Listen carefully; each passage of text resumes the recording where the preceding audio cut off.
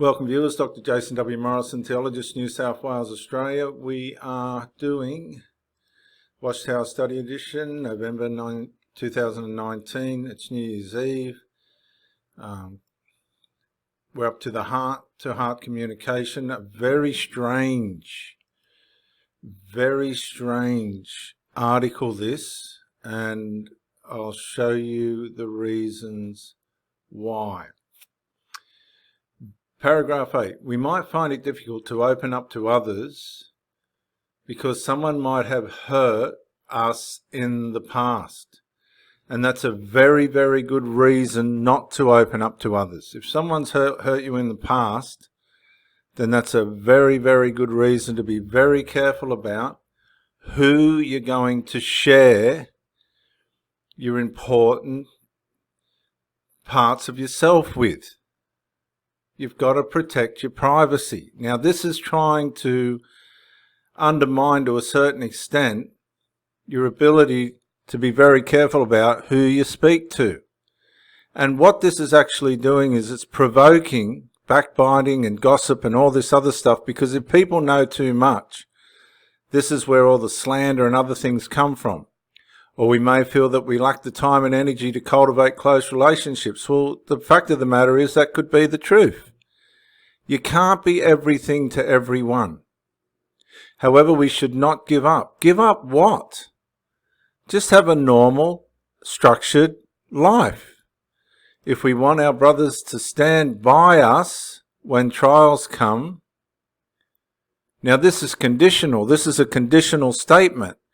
If we want our brothers to stand by us when trials come, we must learn to trust them now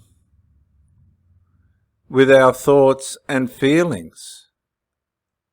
I don't agree with that statement. I'm sorry. No. Trusting people with your thoughts and feelings is a very exclusive privilege for someone to have. You've got to be very careful, as it said here, who you share your thoughts and feelings with, because you'll be betrayed. You'll be undermined. It gives people, as a matter of fact, if you're not careful, it empowers people to undermine you. And that is an important step toward becoming true friends. No, it's not necessarily. If you're on a soccer team with someone, you don't get there spewing out all your thoughts and feelings about everything. The proverb says a couple of times that even a fool's counted wise if he holds his tongue. What's this say? Now, that you have purified yourselves by your obedience to the truth, that's the finished work of the Lord Jesus Christ, knowing that all your issues between yourself and God have been resolved for time and eternity, never to be worried about again, with unhypocritical brotherly affection. You've got to be careful what this sort of affection is suggesting and how it's interpreted. Unhypocritical brotherly respect might be a better word. As a result, love one another intensely from the heart. You've got to get this in its right perspective. There's 4 types of love. There's love toward God. There's your family love. There's friends love. And then there's another love. I forget what it is. Storge, Philios, Agape. And there was another one. I can't think of it offhand, but you've got love for God, love for people, family love, and then I think it's parental love, or one of those. But you've got to keep it in its right perspective. You can't just spew your thoughts and feelings out to everyone, because you're going to exhaust yourself and come undone. Jesus showed that he trusted his friends by communicating openly with them. No, Jesus, remember, he would choose James, Peter, and John to privately come with him at certain instances, didn't he? And might I just say, I no longer call you slaves, Jehovah Witnesses, Jesus said, because the slave does not know what his master does. But I have called you friends. Did you know you're the friend of God through the Lord Jesus Christ? Because I've made known to you all the things that I've heard from my Father who is Jehovah. Did you know you're God's friend? You don't owe him anything. You're his friend. If we can imitate him by sharing our joys, concerns and disappointments with others. Listen carefully as someone talks to you, and you may learn that you have many thoughts, feelings, and goals in common. Consider the example of Cindy, a sister in her 20s. She befriended a pioneer in her 60s named Mary Louise. Cindy and Mary Louise work together in field service every Thursday morning, and they talk freely with each other about a variety of subjects. I'm sure they do, and a lot of it would be whinging and backbiting prettied up. Cindy says, I enjoy having deep conversations with friends because this helps me to know and understand them better, and probably yourself. Friendships thrive in warm atmosphere of open communication. That's true, as long as it's constructive. Like Cindy, if you take the initiative to have warm and open conversations with others, your friendships with them are likely to grow. And Proverbs 27:9 says, oil and incense make the heart rejoice, so does sweet friendship springing from sincere counsel. And notice the sincere counsel. You can't just throw out and spew out your thoughts and feelings to everyone, because you will at some stage get hurt. You will get hurt, as you did in the past. So there's a certain amount of wisdom connected to this. We'll watch some videos now. Hi, my name is Rodney Allgood, and I'm an international motivational speaker, life coach, and also I was raised like you, Jehovah's Witness. And I'm making this video so that I can help those who feel stuck in life, who don't know how to move forward. I want to help you move past that, because you don't want to waste your life in a particular stage as you're moving away from the religion. And there's a few stages that you need to get through, and one thing that helps you get through it is to know what it is. So I'm going to explain it to you and give you some tips on how to move forward so you can get to a place of prosperity and happiness, and to be living the life that you were created to live. We don't want to get stuck. You know, the great poet and author Miss Maya Angelou once said, there's no greater agony than an untold story left within oneself. So none of us want to get to the end of our lives with our dreams still inside of us. So stage one would be a stage of fear. We're afraid of being found out about. You're afraid of people knowing that you have doubt. You're afraid of people finding out that you are digging and investigating and talking to people who have left the organization. You're fearful. You're fearful of losing your friends, your family. You're fearful of coming to the conclusion that what you've believed all your life has been a lie. Absolutely, there's fear in that. It's called cognitive dissonance, where you have facts and things that prove that something was not right, and your natural inclination is to run, flight or fight. You know, it freaks you out, causes fear. When you move past fear by digging in to why you're doubting, dig in. Don't fear knowledge. You should never fear knowledge. If anything makes you or tells you not to investigate, not to question, run from that thing. It's always because they don't want to be exposed.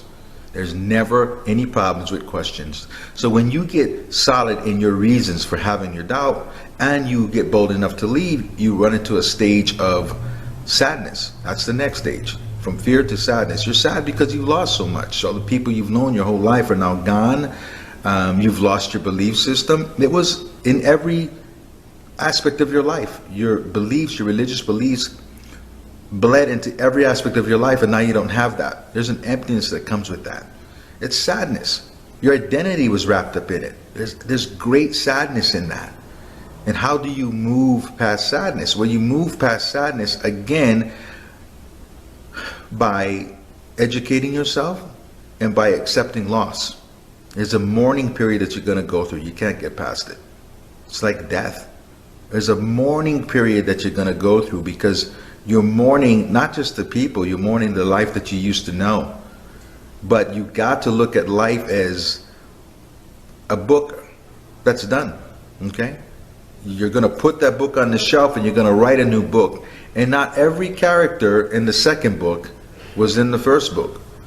Not every character in the first movie is in the sequel. And you got to start looking at life like that. So appreciate the good things about the life that you have, but you got to let it go. And what you're doing is you're making room for the new. So start looking at it less as lost and more like, I'm making room for the new. that I'm going to redefine myself, that I'm going to become a brand new person, that I'm writing a brand new book, I'm writing a brand new script, and incredible people will be in this new script. I'm not really losing, I'm opening up to what's incredible. Look at it that way. You're not giving up, you're including more. Okay, you're just done with the things that don't serve you anymore. And if people can't serve where you're trying to go, then you've got to move them out in your life. They can't be so close because they're going to hold you back from where you want to go. Okay, so you're going to move from sadness to anger. And it's a natural progression again, because as you investigate, as you lose fear and you investigate what this religion is really about, what's really going on day to day, when you start finding out things that their own members don't know, it makes you angry. Sometimes you get angry because family members treat you so bad. You get angry. It's natural. It's natural. You just don't want to get stuck in anger. You don't want to get stuck there. So flush it out. It's a natural thing that you're going to go through, but you move from anger to the next stage, which is exploration. And once you allow yourself to explore, once the fear is gone, once the anger is gone, you can explore freely, and you'll find that I truly have freedom. There's no reason to be angry because there's so many incredible people in the world that I could not access before. You know, you grew up in a way where you couldn't even hang out or play sports or do the things you love to do, which would have got you around people with a similar interests, but now you can. There's so much out there. You're exploring different beliefs, different philosophies, different ideas, different hobbies. You're exploring. It's a great spot. You really want to get to this spot where you're open to explore. Once the fear is gone, once you stop thinking that everything's wrong, you can explore. It's the holiday seasons right now. Explore it. Find out what you think about it. Jump in. Okay, have a good time with it. Explore. And then you get to the final stage, which is self-knowing. And when you get to the stage of self-knowing, it's a beautiful place because you've explored, you're grateful for all your experiences, even the way you were raised. There are good things about it. Not everything was bad. Okay, so you're at a place of self-knowing, and this is where you can help other people, which is what we always want to be doing in life. We always want to be helping other people. We're going to take what seems to be negative in life, like I'm doing right now. I'm taking my experience of having grown up that way to help you, and whatever your experience was in life, you can always find a way to help other people. So I hope this video did you some good. I hope that by understanding the stages, you can move forward. I'm going to keep making videos. If you want to reach out to me, feel free to. I'll try to get back to you in whatever way I can, but I want to help you move forward in life because we were all born with an inherent greatness in us. And we do not want to die with our dreams still inside of us. Take care. Wish you well. Talk to you soon.